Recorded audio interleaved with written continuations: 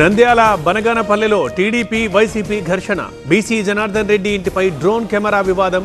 రెండు వర్గాల కొట్లాట, పలువురికి గాయాలు.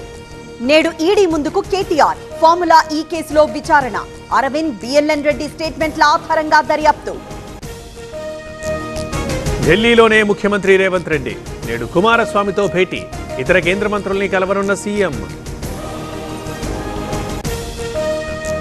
ఢిల్లీలో ఇరిగేషన్ పై సీఎం రేవంత్ సమీక్ష. పాల్గొన్న ఉత్తమ్, పొంగులేటి, శ్రీధర్ బాబు. నేడు కృష్ణా ట్రిబ్యునల్ ఎదుట పంచాయతీ. నకిలీ టికెట్లతో భక్తులకు దర్శనం. తిరుమలలో ఇంటి దొంగల చేతివాటం. పోలీసుల అదుపులో నిందితులు. తగ్గుతున్న నాగార్జున సాగర్ నీటి మట్టం. 240 టీఎంసీలకు పడిపోయిన నిల్వ.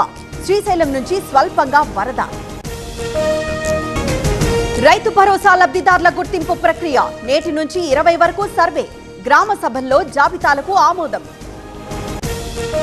అన్ని కీళ్ల సంబంధిత సమస్యలకు రీజన్ ఆర్థోస్పోర్ట్ హైదరాబాద్లో అధునాతనమైన సర్జరీ లేని వైద్యం.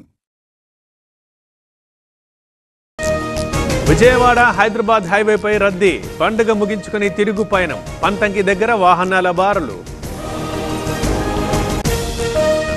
మోహన్ బాబు యూనివర్సిటీ దగ్గర ఉద్రిక్తత. తాను వస్తున్నానని బౌన్సర్లను తెచ్చారన్న మనోజ్. పోలీసుల లాఠీ చార్జ్ లో పలువురికి గాయాలు. తెలంగాణలో ఎంట్రన్స్ తేదీలు ఖరారు. ఏప్రిల్ 29, 30న EAP CET agriculture, pharmacy. May 2 నుంచి 5 వరకు ఇంజనీరింగ్.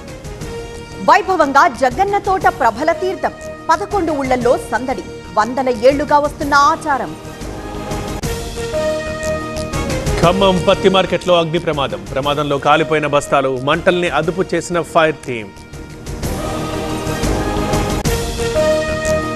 అచ్చంపేట ఆలయ ఉత్సవాల్లో టెన్షన్. గువ్వల బాలరాజును ఆపిన పోలీసులతో వాగ్వాదం.